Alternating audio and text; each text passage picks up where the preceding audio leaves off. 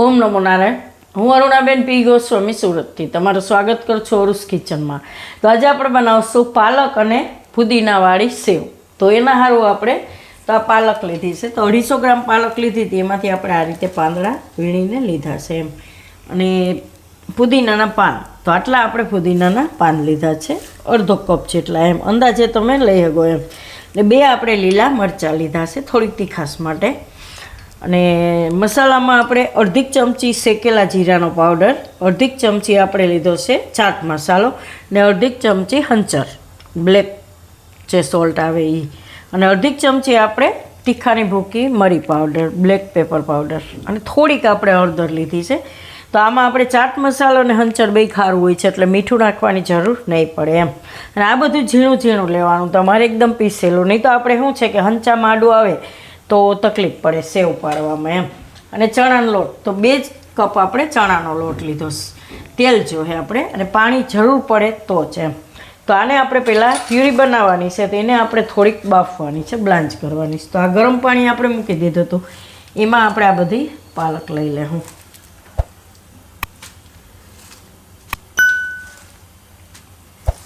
તો આને આપણે ખાલી થોડીક વાર જ આમાં એકદમ એકાદી મિનિટ નહીં, એટલી જ વાર આપણે રાખવાની છે આને.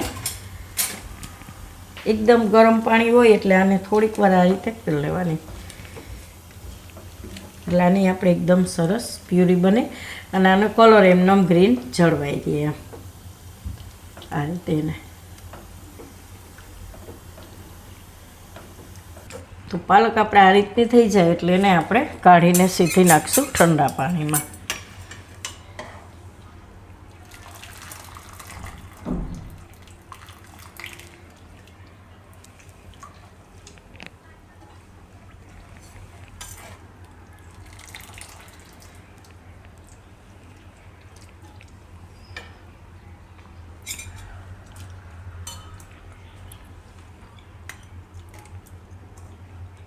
તો બધી આપણે કાઢીને થોડીક વાર ઠંડા પાણીમાં રહેવા દેવું.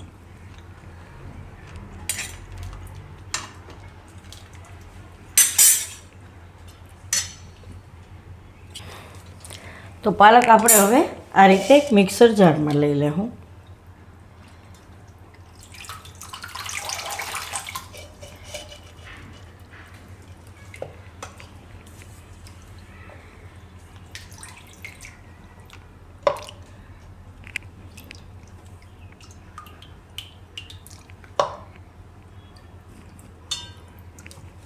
અને ફુદીનો આપણે ધોઈ લીધો છે, નહીં આપણે આમાં ભેગો પીસી લેવું.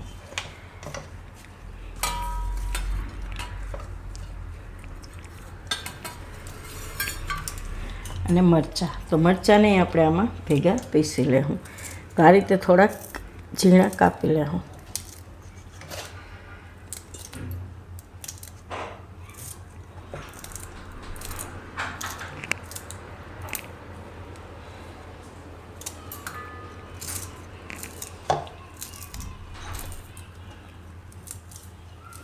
તો આને આપણે પીસી લેવું. તો આને આપણે આ રીતે પીસી લીધી છે, એકદમ પ્યુરી બનાવી લેવાની છે આ રીતની. તો હવે આને આપણે લઈ લેવું કાથરોટમાં, જેમાં આપણે લોટ બાંધવાનો એમાં.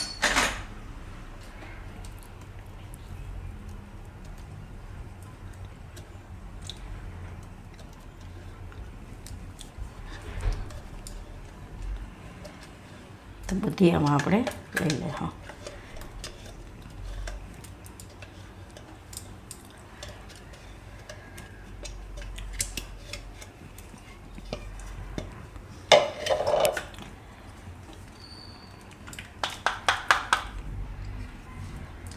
આમાં પાણી જરૂર પડે તો આમાં નાખી દેવાનું એમ. તો હવે લોટ બાંધી લેવું. તો આપણે સેવનો લોટ બાંધીને રાખવાનો હોતો નથી, તરત બનાવવાનો હોય છે. તો પહેલાં તેલ ગરમ મૂકી દેવું, તો ત્યાં સુધીમાં આપણું તેલ ગરમ થઈ જાય.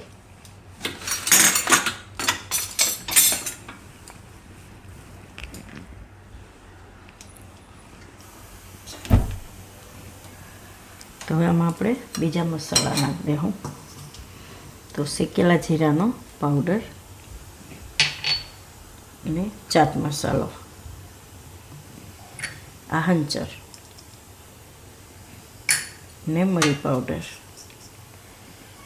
અને હળદર. તો હવે આમાં આપણે બધો ચણાનો લોટ લઈ લેવું. તો આને આપણે ચારી નથી લીધો.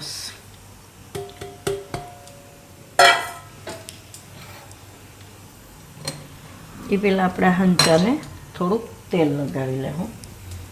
તો જે સેવની આપણે જારી હોય એ જારી લેવાની છે આ રીતની.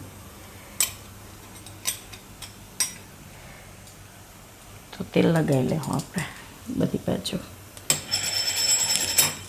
હંચામાં અંદર તેલ લગાવી લેવાનું આ રીતે.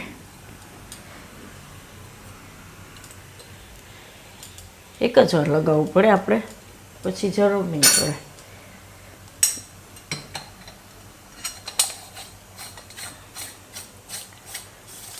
તો હવે લોટ બાંધી લેવું આપણે.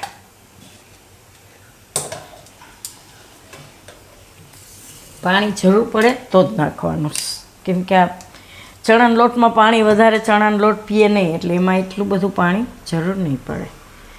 એટલે બધું મિક્સ કરીને જરૂર પડે એ પ્રમાણે થોડું થોડું નાખવાનું એમ. છે ને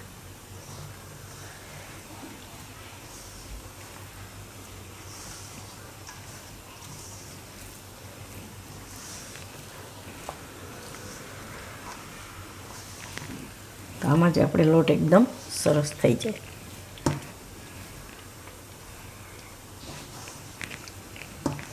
પાણી જરાય નાખવું નહીં પડે. તો સેવનો લોટ આપણે હંમેશા થોડોક ઢીલો હોય આ રીતનો જ. તો આમાં આપણે ઉપરથી જરાય પાણી નથી નાખવું પડ્યું. જે પાલકની પ્યુરી હતી એમાં જ આપણો લોટ એકદમ સરસ થઈ ગયો. તો આ જ રીતનો આપણે સેવ માટે લોટ જોઈએ.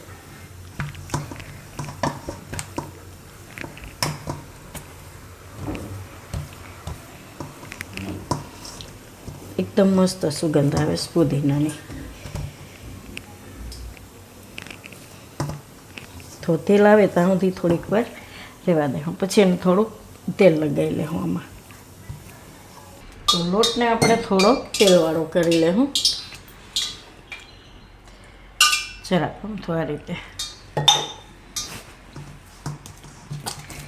હાથમાં ચોટે નહીં, બસ આ રીતના. આને આપણે હવે હંચામાં ભરી લેવું, કે તેલ ગરમ થાય તો હંચામાં ભરાઈ જાય. આપણે એકવાર તેલ ચેક કરી લેવું થોડુંક નાખીને. થોડીક વાર છે તેલને, ત્યાં સુધીમાં આપણે હંચામાં ભરી લેવું.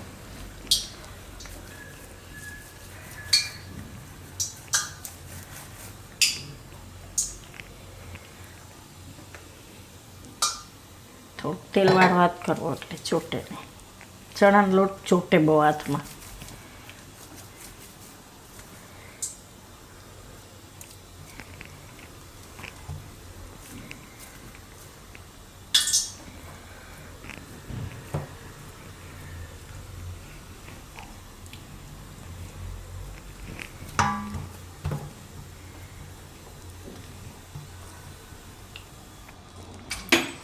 આને આપણે બંધ કરી દેવું આ રીતે.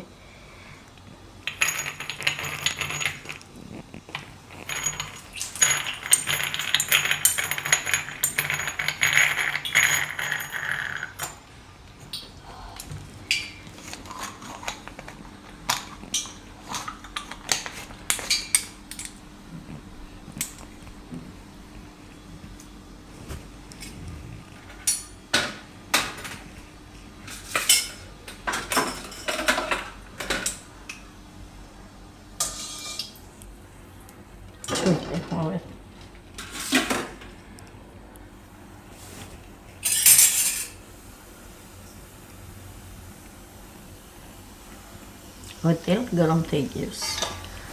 બસ આ જ રીતનું તેલ આપણે જોઈ. હરખું બધું દોઢે ચડી ગયું કે.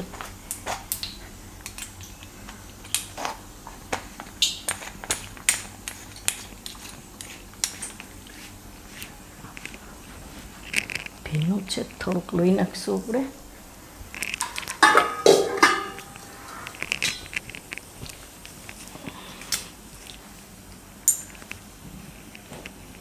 તો હવે આમાં આપણે સેવ પાડશું.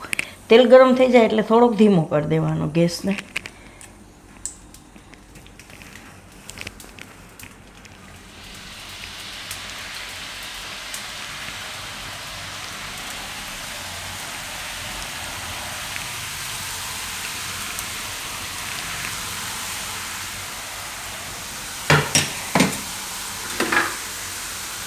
ફેરવી લેવાના. તરત જ ઝાઝી વાર નહીં રહેવા દેવાની.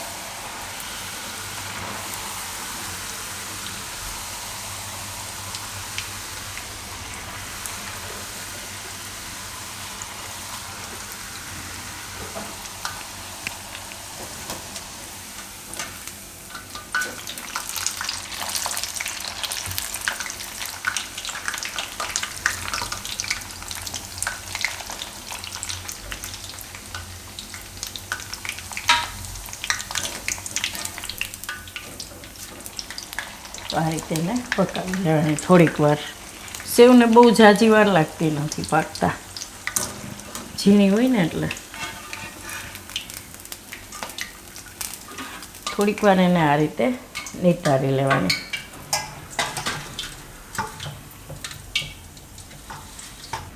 આને આપણે કાઢી લેવું આ રીતે. થોડીક વાર તેલ નીતરવા દેવાનો એને. તો બીજો ઘાણો હોય આપણે એ રીતે બનાવી લેવું.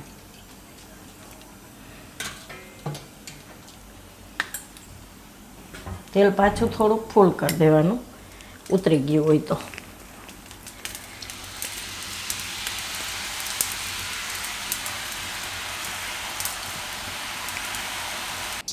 તો આપણે બનાવી લીધી છે બધી. આટલી બની આપણે 2 કપ ચણાના લોટમાંથી એમ.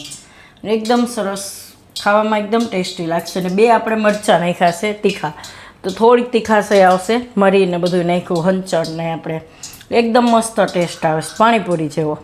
ચાટ મસાલો ને બધું આપણે નાખ્યું છે એમ. તો તૈયાર છે આપણી પાલક અને પુદીનાની સેવ. તો જો તમને મારી આ રેસીપી પસંદ આવી હોય તો એને લાઈક કરજો, શેર કરજો અને મારી ચેનલને સબસ્ક્રાઈબ કરજો. અને બેલ આઇકન દબાવવાનું ના ભૂલતા. કમેન્ટ કરીને કહેજો કે તમને કેવી લાગી આ પાલક અને પુદીનાની સેવ. તો આ હાઈતમ આઈટમમાં તમે ચોક્કસ બનાવજો એમ, પાલક પુદીનાની સેવ.